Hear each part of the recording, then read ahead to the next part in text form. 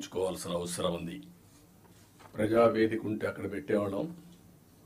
ఈరోజు బయట పెట్టడం ఇష్టం లేక ఆ రోజు కాన్ఫరెన్స్ హాల్ కట్టుకున్నాం. ఇక్కడ ఇది కూడా ఆ రోజు కట్టిన కాన్ఫరెన్స్ హాలే, మళ్ళా ఇక్కడ పెట్టుకునే పరిస్థితికి వచ్చాం. 5 ఏళ్ళు ఒక్క కలెక్టర్స్ కాన్ఫరెన్స్ పెట్టలేదు అంటే అడ్మినిస్ట్రేషన్ ఏ దిశగా నడిచిందో మనం గుర్తుపెట్టుకోవాల్సిన అవసరం ఉంది. ఇది ఒక ఆనవాయితీ.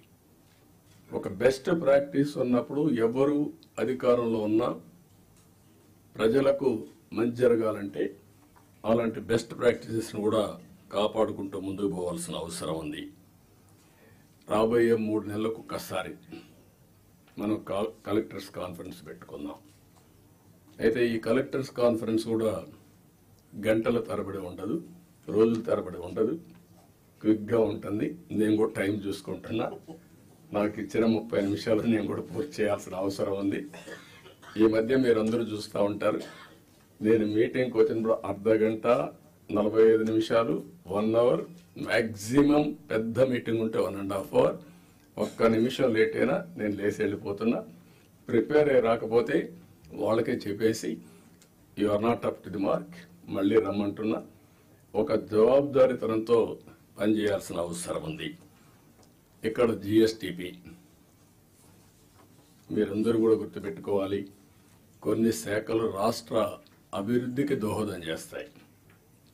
ఎక్కడైతే జిఎస్టిపి రాష్ట్ర ఆదాయానికి కోరిలేషన్ ఉంటుంది, అభివృద్ధి జరిగితే ఆదాయం వస్తుంది, ఆదాయం వస్తే సంక్షేమ కార్యక్రమాలు చేస్తాం.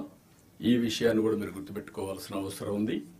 పబ్లిక్ సాటిస్ఫాక్షన్, అభివృద్ధితోనే పబ్లిక్ సాటిస్ఫాక్షన్ ఉండదు. ఆ విషయం కూడా గుర్తుపెట్టుకోవాలి.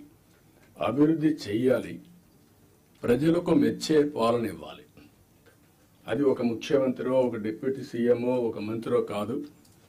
ఇక్కడి నుంచి లాస్ట్ మైల్లో ఉండే లాస్ట్ ఫంక్షనరీ కూడా, ఆర్ లాస్ట్ మైల్లో ఉండే పొలిటికల్ ఫంక్షనరీ కూడా ఈ ప్రభుత్వ ఇమేజ్ని నిర్దేశిస్తారు.